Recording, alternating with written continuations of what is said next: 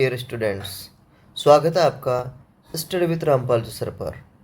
मैं लेकर आया हूँ आज आपके लिए एनएमएस एग्ज़ाम से रिलेटेड कुछ इम्पोर्टेंट क्वेश्चंस।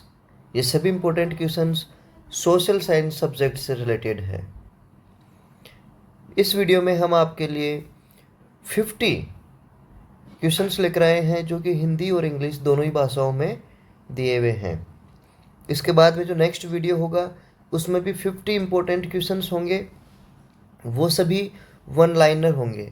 और इस वीडियो में जो क्वेश्चंस हैं उनके आंसर के साथ साथ उनका एक्सप्लेनेशन भी दिया हुआ है। तो शुरू करते हैं हमारा ये वीडियो। तो पहला क्वेश्चन है बच्चों इसके अंदर, who was the founder of Delhi सल्तनत?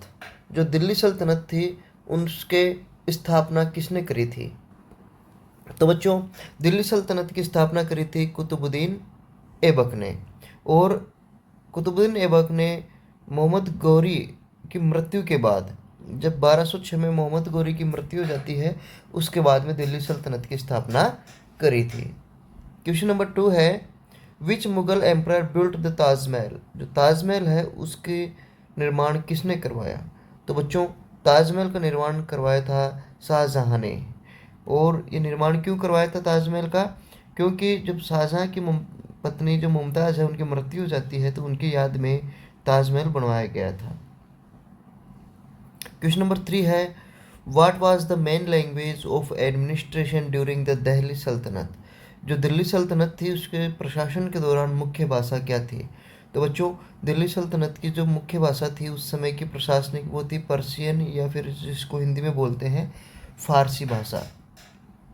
The Persian was the official language of administration under the Delhi सल्तनत। जो दिल्ली सल्तनत है उसके प्रशासन की आधिकारिक भाषा फारसी थी। क्वेश्चन 4 है, विच battle marked the beginning of Mughal rule in India? कौन सी बैटल है, कौन सा युद्ध है जिसने भारत में मुगल सल्तान शासन की स्थापना या शुरुआत करी थी? तो इसको बोलते हैं बच्चों फर्स्ट बैटल ऑफ पानीपत। और फर्स्ट बैटल ऑफ पानीपत या पानीपत का प्रथम युद्ध ही क्यों कहा जाता है?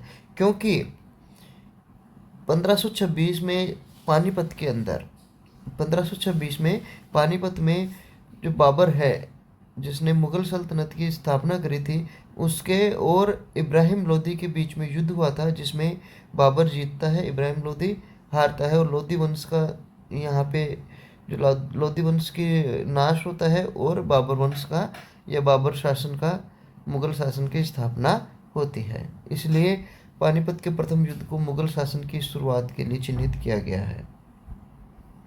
क्वेश्चन नंबर 5 है, who was the famous poet in the court of Alauddin Khilji? Alauddin Khilji के दरबार में प्रसिद्ध कवि कौन थे? तो कौन थे बच्चों? उसका नाम है Amir Khusro. Amir Khusro was the renowned poet and musician in Alauddin Khilji's court. जो अमीर खुसरो है वो अलाउद्दीन खिलजी का प्रसिद्ध कवि और संगीतकार थे। नेक्स्ट क्वेश्चन है बच्चों, who introduced the system of Ekta in the Delhi सल्तनत? जो दिल्ली सल्तनत है उसमें एकता प्रणाली किसने इंट्रोड्यूस करी या शुरुआत करी? तो उसका आंसर है बच्चों इल्तुतमिश। जो इल्तुतमिश है उसने क्या किया था? Iltutmish introduce the iqta system granting land to nobles of for administrative service. जो उनके प्रशासन में सेवा देने वाले नोबल पर्सन्स थे, कुलीन पर्सन्स थे, उनको भूमि दान में दी जाती थी। और इस प्रोसेस को, इस प्रणाली को, इस सिस्टम को क्या कहते थे? एकता सिस्टम कहते थे। तो किसने इंट्रोड्यूस करी थी एकता सिस्टम? इल्तुतमिश ने। क्वेश्चन नंबर 7 है, which Mughal emperor was known for his policy of religious tolerance? किस मुगल सम्राट को उसकी धार्मिक सहिष्णुता की नीति के लिए जाना जाता है? तो इसका आंसर है बच्चों अकबर। क्यों जाना जाता है?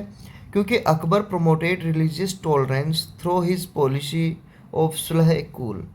यानी कि अकबर ने अपनी जो सुलह कुल नीति के माध्यम से धार्मिक सहिष्णुता को बढ़ावा दिया था। नेक्स्ट क्वेश्चन बच्चे है कि which ruler shifted the capital from Delhi to Daulatabad?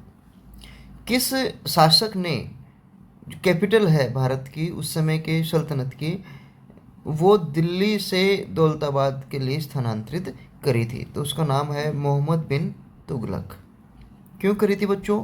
क्योंकि Mohammad bin Tughlaq shifted the capital to Daulatabad for better control but later moved it back. यानी कि मोहम्मद बिन तुगलक है, उसने अपने प्रशासन पे बेहतर नियंत्रण के लिए दिल्ली से राजधानी दौलताबाद स्थानांतरित करी थी, लेकिन बाद में जब उसको व्यवस्थाओं पे अनुकूल नहीं रही या उस पर इतना कंट्रोल नहीं रहा तो वापस दिल्ली शिफ्ट कर ली थी। क्वेश्चन 9 है, which layer of atmosphere contains A ozone layer. Which layer यानी कि कौन सी परत है, जो वायुमंडल की कौन सी परत है जिसमें ओजोन परत या ओजोन होती है। तो बच्चों इसका नाम है स्ट्रेटोस्फियर यानी कि समताप मंडल। The ozone layer which protects earth from UV ultraviolet rays it located in stratosphere. जो ओजोन परत है जो कि पृथ्वी की अल्ट्रावायलेट रेज से प्रोटेक्शन करती है, बचाती है, वो स्ट्रेटोस्फियर या समताप मंडल में पाई जाती है। क्वेश्चन 10 है, which is the longest river in India. Bharat की सबसे लंबी लॉन्गेस्ट रिवर कौन सी है? तो इसका नाम है बच्चों Ganga. The Ganga is the longest river in India stretching over 2525 kilometre. जो भारत की सबसे लंबी नदी है वो गंगा नदी है, जो कि 2525 किलोमीटर से भी अधिक लंबाई में फैली हुई है। Question 11, which type of vegetation is found in desert region. जो रेगिस्तानी क्षेत्र है उसमें किस प्रकार की वनस्पति पाई जाती है, किस प्रकार का वेजिटेशन पाया जाता है? तो बच्चों डेजर्ट में वेजिटेशन पाया जाता है उसे बोलते हैं डेजर्ट वेजिटेशन या साइंस की भाषा में जीरोफाइट्स। तो desert vegetation like cacti is adapted to survive in arid condition. जो मरुस्थलीय वनस्पति है जैसे कि कैक्टस है, ये शुष्क परिस्थितियों में भी जीवित रहने के लिए अपने आप को अनुकूल रखती है, इसलिए इस तरीके की वनस्पतियां वहाँ पाई जाती है। 12 नंबर है, which is the main source of rainfall in India. Bharat में वर्षा का मुख्य स्रोत क्या है? तो उसका आंसर हो गया साउथ वेस्ट मानसून या दक्षिण पश्चिमी मानसून। क्यों बच्चों, क्यों है? क्योंकि जो साउथ वेस्ट मानसून है वो most of India's rainfall between June and September. जो दक्षिण पश्चिम मानसून है वो क्या करता है, जून से सितंबर के बीच में भारत के अधिकांश वर्षा दक्षिण पश्चिम मानसून से ही होती है। क्वेश्चन 13 है, which soil is also known as regur soil. Regur मिट्टी के नाम से कौन सी मिट्टी को जाना जाता है? तो इसका आंसर है ब्लैक सॉइल, काली मिट्टी। क्यों जानते हैं बच्चों? क्योंकि black soil rich in clay is called regur soil and is ideal for cotton. क्योंकि जो मिट्टी है, काली मिट्टी है, इसमें क्ले की मात्रा अधिक पाई जाती है और ये कॉटन के लिए, कपास के उत्पादन के लिए आदर्श होती है, इसलिए इसको रेगुर सॉइल के नाम से जाना जाता है। क्वेश्चन 14 है, which instrument major atmospheric pressure.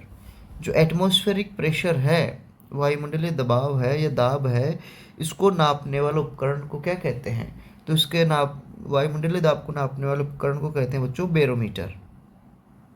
क्या बोलते हैं? Barometer. Question 15, which is the largest desert in India. Bharat का सबसे बड़ा मरुस्थल कौन सा है? तो सबसे बड़ा मरुस्थल बच्चों भारत का थार डेजर्ट, थार का मरुस्थल। The Thar desert located in Rajasthan is India's greatest desert. जो थार का जो रेगिस्तान है वो भारत का सबसे बड़ा रेगिस्तान है जो कि राजस्थान में स्थित है। क्वेश्चन 16 है, which river is known as sorrow of Bihar. कौन सी नदी है जिसे बिहार का शोक या बिहार का दुख कहा जाता है? उसका नाम है बच्चों कोसी नदी। और क्यों कहते हैं? बिहार का दुख कोसी नदी को, क्योंकि because Kosi river causes frequently floods in Bihar earning its nickname।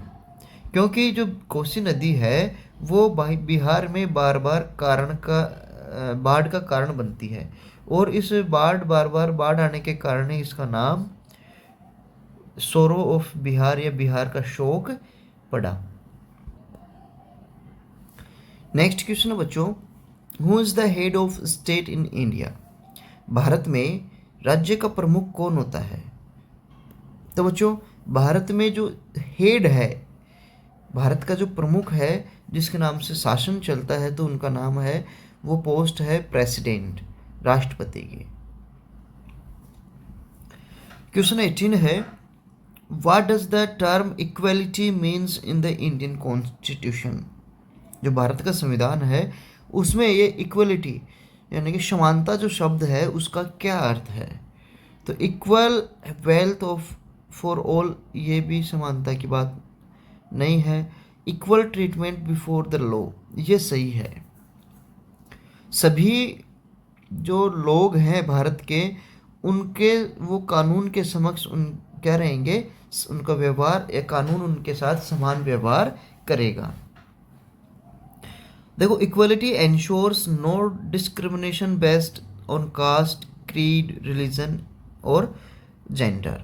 जो समानता है वो ये सुनिश्चित करती है कि किसी भी मनुष्य के साथ उसकी जाति, पंथ, धर्म और लिंग के आधार पर कोई भी भेदभाव नहीं होगा।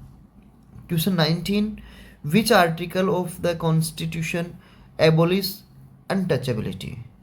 संविधान का कौन सा अनुच्छेद है जो अस्पृश्यता को समाप्त करता है। तो वो अनुच्छेद है बच्चों अनुच्छेद 17 या article 17। Question 20, what is the role of media in democracy. लोकतंत्र में मीडिया की क्या भूमिका है।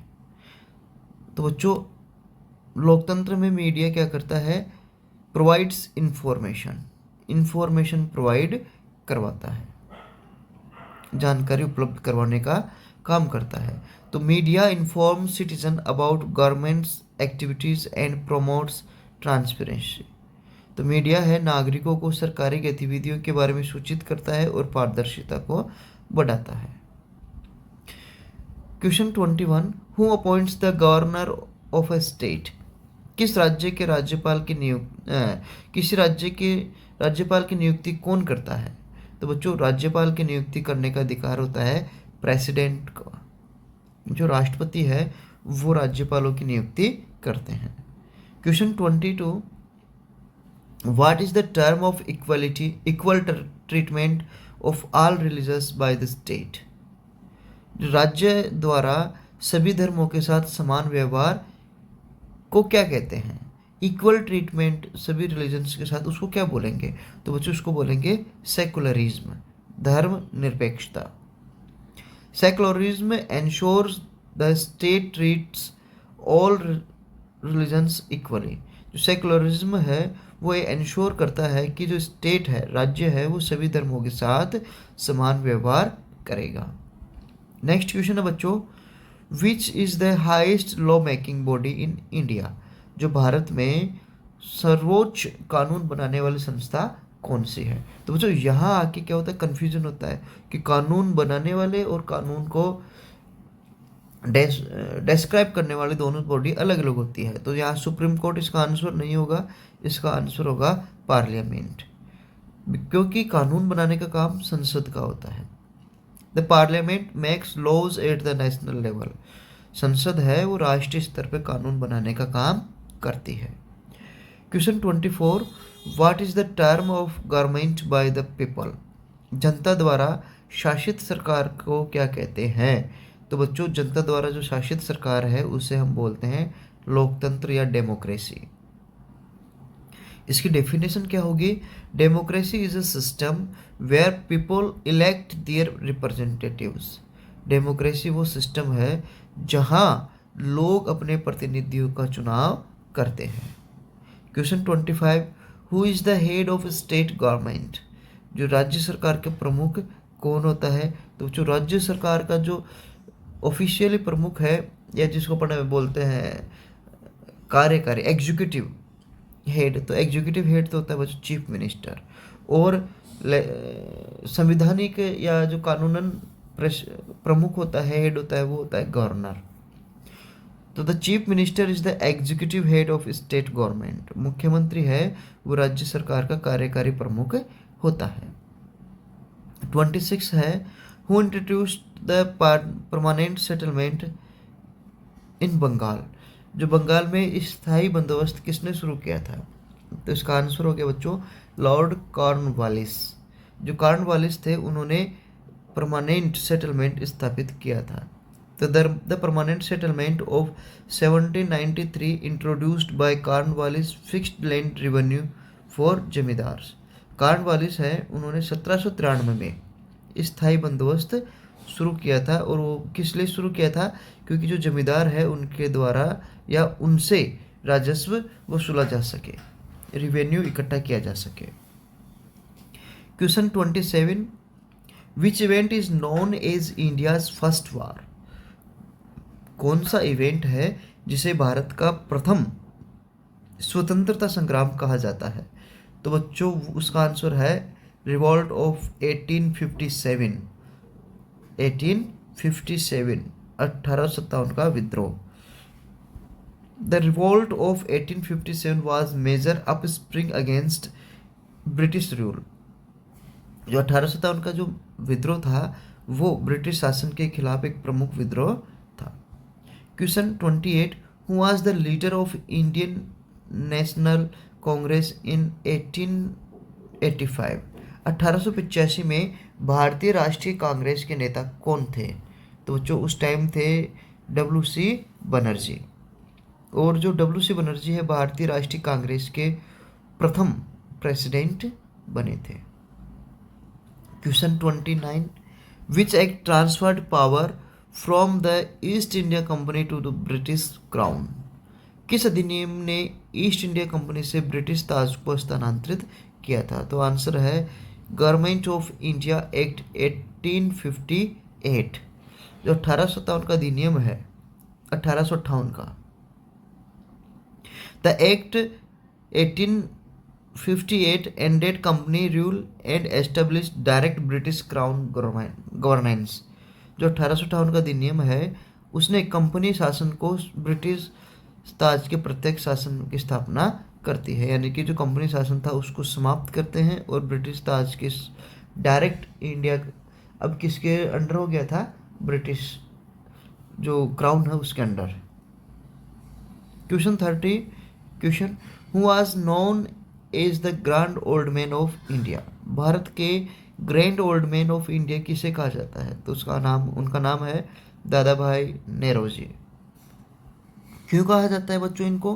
क्यों कहा जाता है? क्योंकि Dadabhai Naoroji was called the grand old man for his contribution to the freedom struggle. Dadabhai Naoroji को फ्रीडम स्ट्रगल के अंदर जो स्वतंत्रता संग्राम था उसमें उनके योगदान कॉन्ट्रीब्यूशन के लिए grand old man of India कहा जाता है। Question 31, which policy allowed the British to annex states without a male heir. किस नीति ने ब्रिटिश को बिना पुरुष अधिकारी वाले राज्यों को हड़पने की अनुमति दी थी? तो वो थी बच्चों डॉक्ट्राइन ऑफ लैप्स, व्यक्तिगत सिद्धांत। और किसने दिया था ये डॉक्ट्राइन ऑफ लैप्स? ये इंट्रोड्यूस किया था बच्चों लॉर्ड डलहौजी ने। और इसी डॉक्ट्राइन ऑफ लैप्स जो ये था इसने 1857 का जो रिवॉल्ट हुआ था उसमें एक महत्वपूर्ण भूमिका निभाई थी। Question 32, who lead the revolt 1857 इन कानपुर। कानपुर में 1857 की क्रांति का नेतृत्व किसने किया था? तो उसका नाम है Nana Sahib. Nana Sahib lead the revolt in Kanpur against British rule. Nana Sahib ने ब्रिटिश शासन के खिलाफ कानपुर में विद्रोह का नेतृत्व किया था। Question 33, which movement was launched by Mahatma Gandhi in 1920। Mahatma Gandhi ने 1920 में कौन सा आंदोलन शुरू किया था? तो बच्चों उसका नाम है नॉन कोऑपरेशन मूवमेंट। कौन सा है? नॉन कॉरपोरेशन मूवमेंट, यानी कि असहयोग आंदोलन। The non-cooperation movement was launched to boycott British goods and institutions। जो 1857 का जो 1920 का जो असहयोग आंदोलन था वो किस लिए शुरू किया गया था? ब्रिटिश वस्तुओं या संस्थानों के बहिष्कार के लिए शुरू किया गया था। Question 34, when did the revolt 1857 begin? कब शुरू हुआ था बच्चों 1857 का विद्रोह? तो वो शुरू हुआ था 10 मई 1857 को। The revolt of 1857 with the upspring of sepoys in Meerut in on May 10, 1857। जो 1857 का जो विद्रोह था वो मेरठ के सिपाहियों के द्वारा 10 मई 1857 को शुरू किया गया था। Question 35, who introduce the subsidiary alliance system? जो सहायक संधि थी वो सिस्टम किसने शुरू किया था? तो उसका नाम है लॉर्ड वेलेस्ली। किसका क्या नाम है उनका? Lord Wellesley. तो Lord Wellesley introduce the subsidiary alliance to control Indian states. जो भारतीय राज्यों को नियंत्रित करने के लिए लॉर्ड वेलेस्ली ने सहायक संधि शुरू करी थी। Question 36, which resources is considered renewable? यानी कौन सा रिसोर्स है जो कि रिन्यूएबल या जिसे हम क्या बोलते हैं नवीकरणीय माना जाता है, तो वो है सोलर एनर्जी, सोलर ऊर्जा या सौर ऊर्जा। Question 37, what is the primary source of energy for earth climate? जो अर्थ का जो क्लाइमेट है उसके लिए प्राइमरी सोर्स कौन सा है बच्चों एनर्जी का? तो वो है सन। The sun drives Earth's climate throughout solar radiation।